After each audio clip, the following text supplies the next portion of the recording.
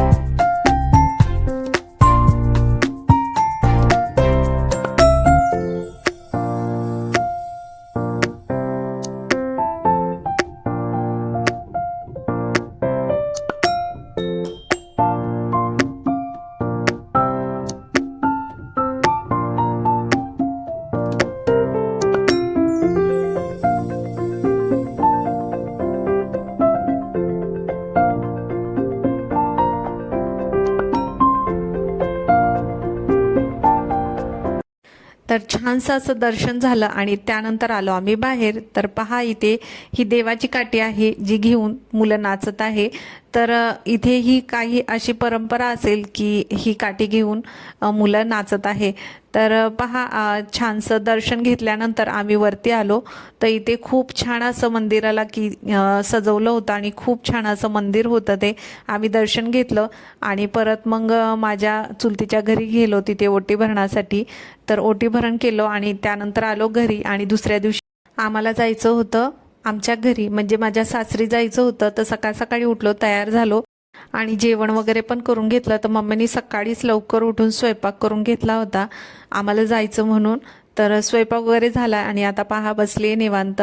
तर बहिणीचं चाललंय, आम्ही जेवण वगैरे केलं तर तिने ताटं वगैरे उचलले आणि आता जे काही खरकाटं होतं ते ती पुसत होती. आणि हे आहे जिथे मम्मी पप्पा राहतात आहे भाड्याने, ते घर आहे, छोटंसंच आहे.